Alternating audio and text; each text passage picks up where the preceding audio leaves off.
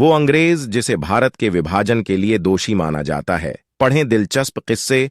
भारत के विभाजन के लिए आमतौर पर पंडित जवाहरलाल नेहरू और मोहम्मद अली जिन्ना को दोषी ठहराया जाता है, पर इसकी नींव काफी पहले पड़ चुकी थी। भारत में अंग्रेज वायसराय लॉर्ड मिंटो ने सालों पहले अपनी नीतियों के जरिए हिंदुओं और मुसलमानों को बांटना शुरू कर दिया था। मिंटो साल 1905 से 1910 तक भारत का वायसराय रहा। इस दौरान उसने ऐसे कई काम किए जिसने भारतीय उपमहाद्वीप की दिशा को हमेशा के लिए बदल दिया।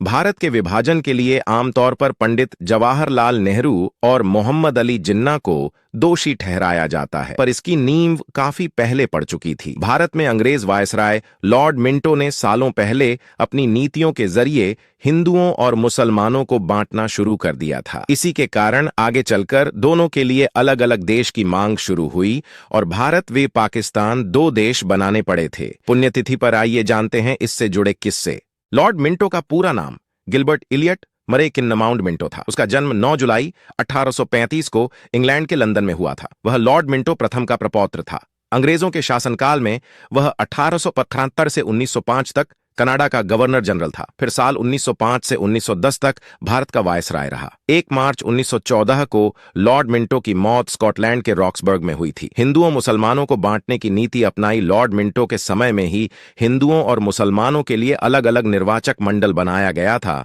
जिससे भारतीय आपस में ही लड़ते रहें और ब्रिटिश शासन का रास्ता साफ हो जाए। इससे पहले मुसलमानों को एक अलग प्रशासनिक जिला प्रदान करने के लिए अंग्रेजों ने बंगाल का विभाजन कर दिया। फिर साल 1906 में लॉर्ड मिंटो ने ही अंग्रेजों के खिलाफ आजादी की लड़ाई में शामिल तत्कालीन मुस्लिम नेताओं को शिमला बुलाया गया। इसमें लॉर्ड मिंटो ने मुस्लिम लीग की प्रस्तावना का प्रस्ताव रखा था। दरअसल तब बंगाल के बंटवारे में नवाब सलीमुल्लाह ने महत्वपूर्ण भूमिका निभाई थी और मुस्लिम लीग की स्थापना में भी उसका अहम योगदान था।